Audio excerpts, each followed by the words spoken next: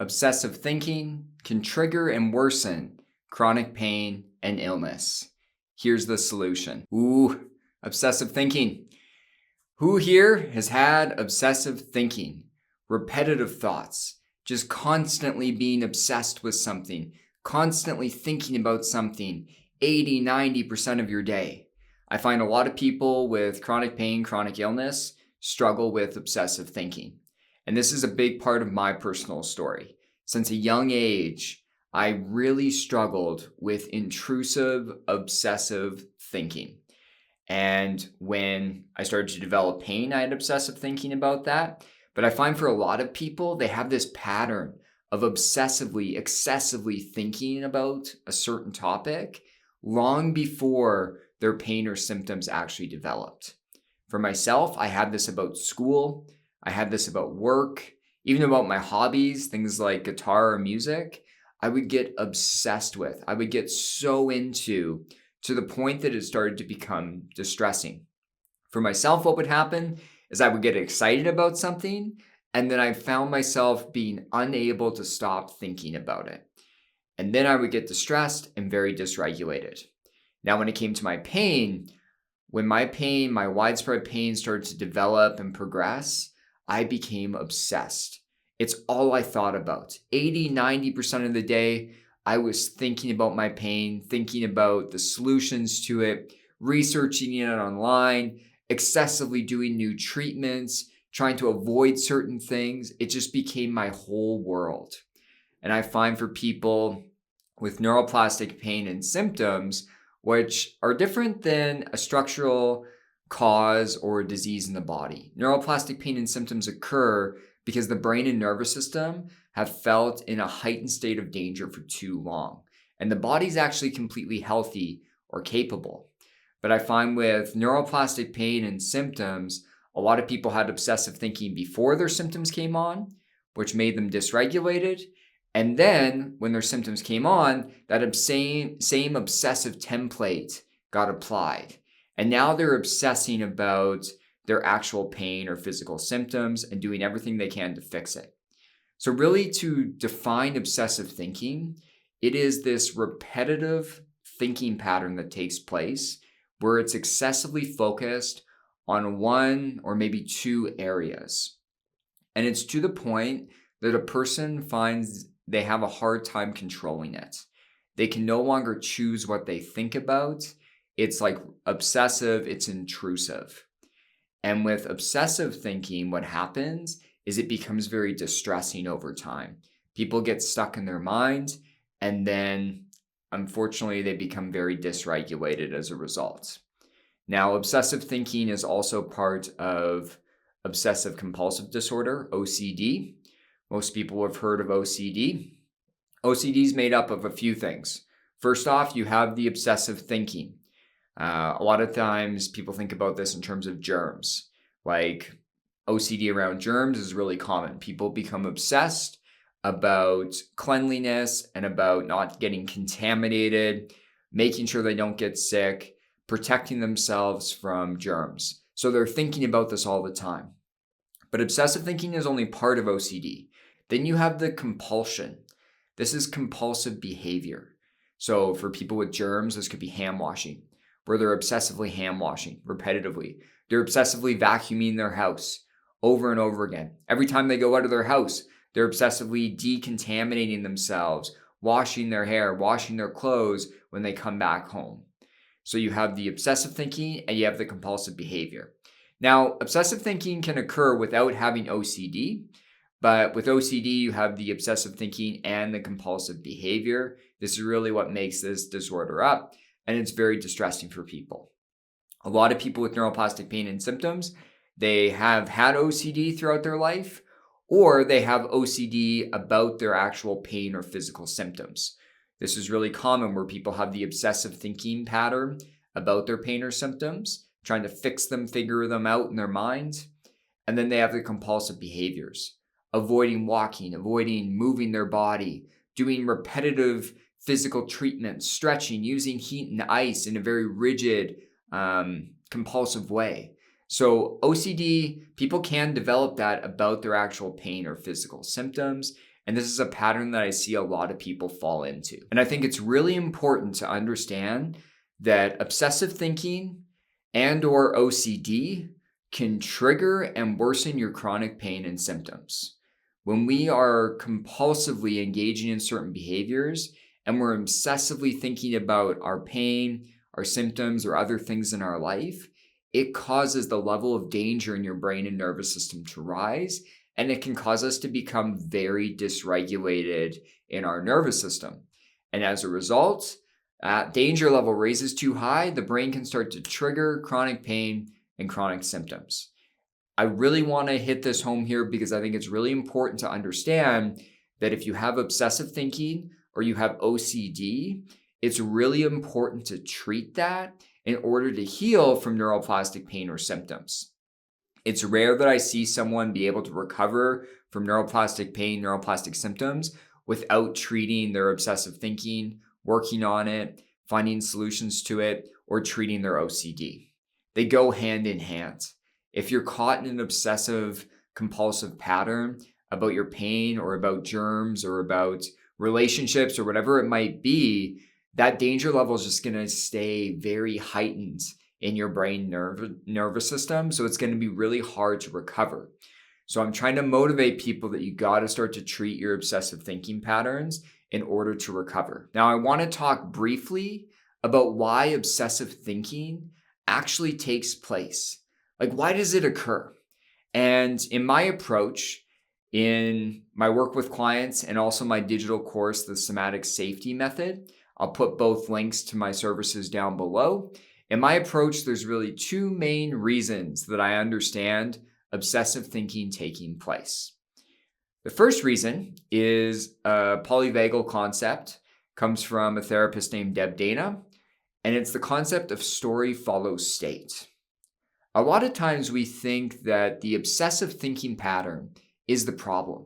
So we spend a lot of time trying to fix the obsessive thinking, challenge it, change it, which can be effective. I'm not knocking cognitive behavioral therapy. I think there's a lot of utility there in terms of working with obsessive thinking. But the idea is that the way our nervous system kind of functions is story follows state. So if you're in a state of constant fight or flight, where you are constantly panicked, feeling panicked, anxious inside, nervous, or maybe you're feeling angry, frustrated, fixated, if you're in this fight or flight state, or if you're in a completely shut down state and you're ruminating about hopeless, helpless kind of thought patterns, if you're in either of these states, the story's going to follow. And so a lot of OCD, it kind of stems from fight or flight. I'm careful saying that because I have seen it occur when people are shut down as well. But often it's this fight or flight state.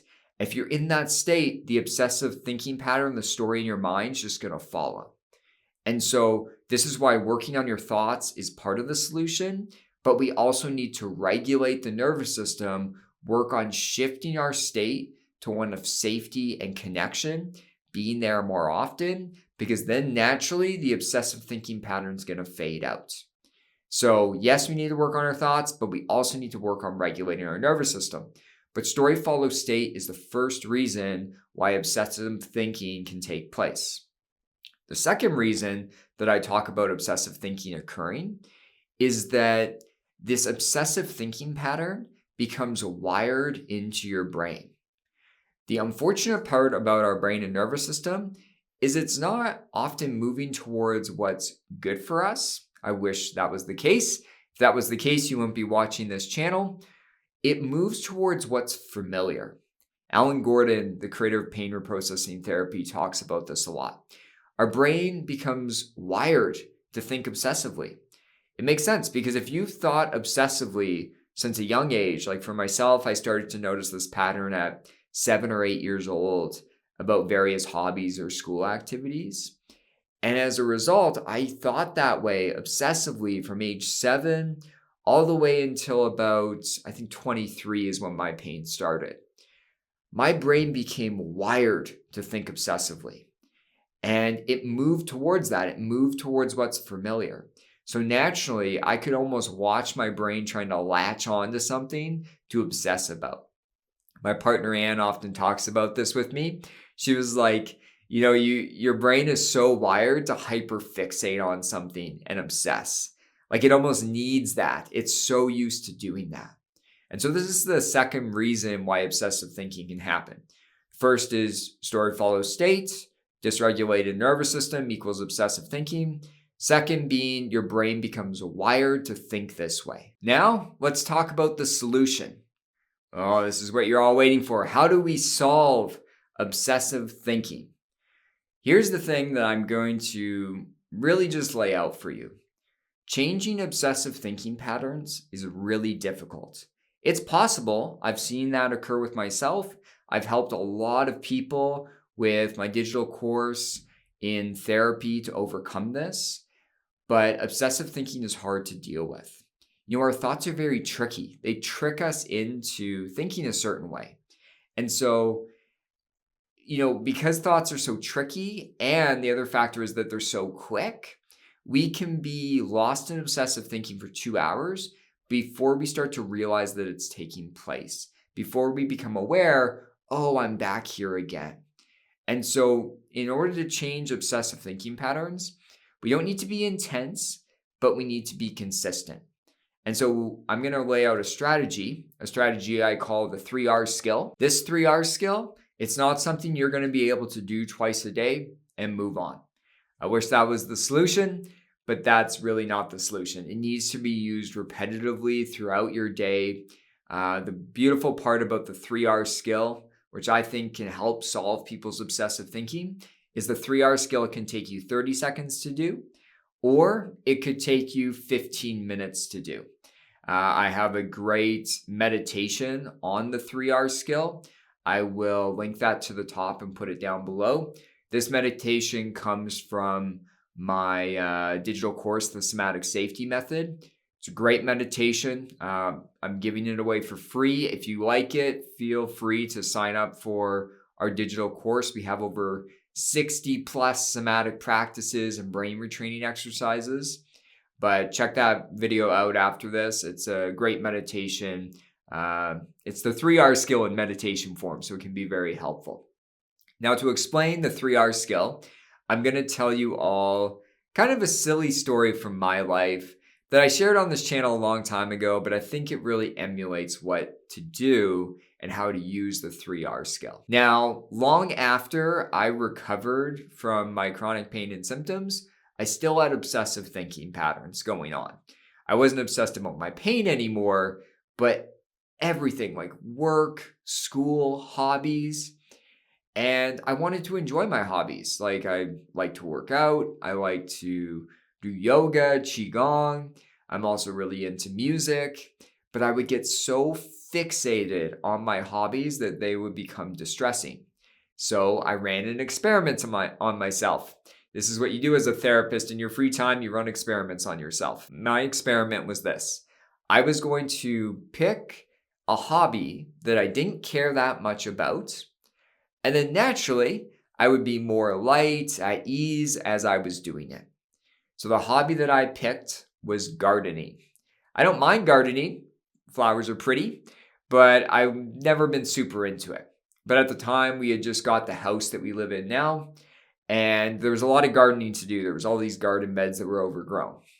And so this is my hobby. I was going to do this. I was going to practice being light and at ease about it. It wasn't something I cared that much about.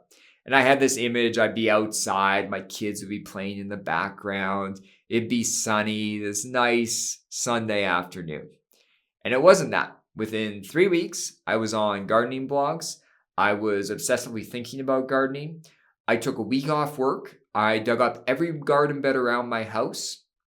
And I had this like intense pressure I felt, this urgency of like, I need to do this. Otherwise, I'm not going to be done by the end of summer. And then people are going to be upset when they come because my son's birthday is at the end of the summer. So we have a big party in the backyard. And I was like, it has to be done by then. I was getting so intense, so obsessed with it. And so my nervous system at the time, this was many years ago, was still often in fight or flight, story followed state. And then it was so wired to obsessively think that it just latched on. And the first R in the 3R skill is you need to realize. It is the simplest step and it is the hardest to do. It'll take you 30 seconds to do once you do it, but we need to be able to realize when our brain has dragged us back into obsessive thinking. Now, in the gardening story, it took me 3 weeks. That's a long time for me to realize, oh, I'm in this obsessive thinking pattern. So the quicker you realize, the better. You almost need to be on the lookout throughout your day, watching your brain, seeing when it's moving towards this obsessive thinking pattern, and realize, oh, I'm back here. I'm back here right now. And that's the whole first step. First R of the 3R skill is realize. The second R is re-examine. This step, this re-examining, it should take you 30 seconds to a minute to do tops. If you're re-examining your thoughts for 10 minutes, at that point you're starting to get obsessed about it and it is no longer useful. But when you're re-examining your obsessive thinking, I tell people to think about 2 things. Is what you're thinking true? And is it helpful? I was having obsessive thinking about people being judgy about my backyard. People coming to my son's birthday and being upset because my garden's not perfect. First off, that thought's not true. None of my friends care. None of my friends care about gardening. It doesn't matter. The other thing is like 2 people go into my backyard a year outside of my son's birthday. And so really like this obsessive urgency to like make my garden perfect, no one was watching and no one cared. The second question you ask after, is it true? Is it helpful? At the point that I was at with my gardening, it was no longer helpful for me to be obsessed. It's not to say that obsessive thinking can't be very useful in small bursts. Like if you have a new problem, you obsessively think about it for 10 minutes, you come up with 10 solutions, and then you move forward. So in small doses, it can be helpful. But with our pain and physical symptoms, after, obsessively thinking about it, getting to see the doctors, getting things ruled out, trying treatments, moving on, like it's no longer useful. We obsess about our pain and symptoms long after it being actually beneficial. And a lot of the thoughts we're having obsessively about our pain or symptoms are not true a lot of the time. People think that there's damage in their body, but often there isn't, or their body's not fully damaged to explain the symptoms they're having. And any obsessive thinking about your pain and symptoms is not going to be useful. It's going to make you more dysregulated, as I said, and trigger more pain and symptoms. So these are the first 2 steps. They are very quick. You basically realize that you're having obsessive thinking, become aware of it, and then you re-examine, is this true or is this helpful? If you're answering no, it's not true, or no, it's not helpful to either of these questions, you need to move to the third R. Now, the third R is really where the meat and potatoes is. This is restore. And this is where you're going to spend a lot of your time. And what you're restoring to is you're restoring to a sense of safety. And when we talk about restoring to safety, you can do this 3 different ways: cognitively, behaviorally, and somatically. So cognitively, it sometimes works. This has more of a cognitive behavioral therapy kind of feel to it. You are cognitively giving a safety message. I talk about it as safe self-talk. So whether this is about your pain, your symptoms, your life, you're giving yourself a more balanced thought. Now with gardening, I did this. I reminded myself, you know what? None of my friends care about gardening. No one comes into my backyard. And if I don't get it done this year, I'll just get it done next year and it's not going to be the end of the world. I wasn't lying to myself, but I was giving myself a more balanced line of thinking that was more true and helpful about my gardening. If you want to work on safety messages, safe self-talk with your chronic pain and symptoms, I have a whole video on this. I'll put up above and down below. It helps you understand what safe self-talk is and how you can start to work on it. But this can work sometimes. So you realize, I'm in obsessive thinking. You re-examine, not true or helpful, and then you restore with some safe self-talk. The problem with the cognitive way to restore is it doesn't always work. With obsessive thinking, it's so fast and intrusive that sometimes you'll give yourself some safe self-talk and then you'll be right back into obsessive thinking. So I don't think it's the whole picture for a lot of people, but it can be useful. So try this out, this way of restoring. The second way you can restore is behaviorally. So you restore by shifting to a behavior that brings about a sense of safety or ease. And when you're restoring with behaviors, you want big and small behaviors.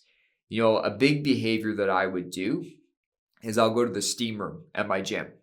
When I'm really in like an obsessive thinking pattern, I like the sensation. I like being there, talking to people in the steam room. It takes me out of myself. It's a behavior that I shift to, that I can be in the moment while doing, and it restores a sense of safety. The problem is I can't go to the steam room every time I have an obsessive thought. And so you need these smaller behaviors as well. For myself, years back, I would play guitar for 5 minutes. So I'd pause my work while I was working at home, play guitar for 5 minutes. I've had people have good success by making themselves a cup of tea and being very mindful and in the moment as they're doing it. They're shifting to a behavior that naturally breeds a sense of safety, brings about a sense of ease or joy. So think about this, because you're trying to shift out of your mind and into living life. It's a really effective thing. Again, you're going to have to do it repetitively. I'd like to tell you could do this once a day and that's it. But you're just shifting out of your mind into doing a behavior that brings about a sense of safety. I recommend everyone watching this video, you make a bit of a list of big or small behaviors that you enjoy doing, that you can naturally move into your day and put into your day so it really brings about a sense of ease for you. Don't wait to make your list after you're already obsessing, because our mind's not thinking correctly at that point. Do this when you're already calm. It's a great time to do this. Now, the last way you can restore, somatically. It's one of my favorite ways. This is why my course is called the Somatic Safety Method, because my approach really involves a lot of somatic skills and connecting to the body and taking cues off the body. And so essentially what you're doing when you restore to safety is you realize you're obsessive thinking, you re-examine it briefly, and you shift into your body. Now you have two options when you are restoring somatically. You can shift to the dysregulation in your body behind the obsessive thinking. So this might be fight, flight, freeze, shutdown energy, fear, anger, despair, annoyance, but you're shifting to the emotion or nervous system state underneath the obsessive thinking, and you can do some somatic work on that. I have lots of anxiety practices on the channel. I'll put one up above, down below. You could shift to doing a somatic practice on your anxiety, for example. It's a great way to do this. This way to use the 3R skills, it takes a little bit longer a lot of the time, but it's a really useful skill to learn of how to shift mind to body. I worked a lot on this when I was recovering from my pain and long after that. The other thing you can shift to somatically is what feels nice or what feels pleasant in your body. So maybe it's the fullness of your breath. Maybe your hands and feet feel warm and cozy and tingly. Maybe you feel the pressure of your body sitting on a chair and you lean into that. So you have options when you're restoring somatically, moving towards dysregulation or moving towards what feels nice. I've had a lot of people have success of doing this consistently throughout the day, where they realize they're obsessing, they re-examine it, and then they take 3 or 4 deep breaths, really lean into the sensations, and then go out and try to live their life again. It's a way that you can shift somatically that only takes 30 seconds or a minute, and you can just sprinkle it throughout your day. So I hope this video was helpful. Again, I have that practice from my digital course on how to shift mind to body. It's a little bit longer, but the links will be up above and down below in this video. So check that out. Really, really beneficial to get really good at shifting mind to body. If you need support with your healing, again, consider joining my digital course. There are so many practices. There's lots of work on thoughts, how to change obsessive thinking, fearful thinking, despairing thoughts, as well as a lot of other topics. If you're in certain provinces in Canada, consider signing up for a free 20-minute consult with one of my therapists. We teach people the 3R skill, how to use it amongst everything else that's included in our approach to help you heal from your neuroplastic pain and symptoms. So please put your questions or comments down below, hit the like button, subscribe to my channel, and I'll talk to you all soon. Take care.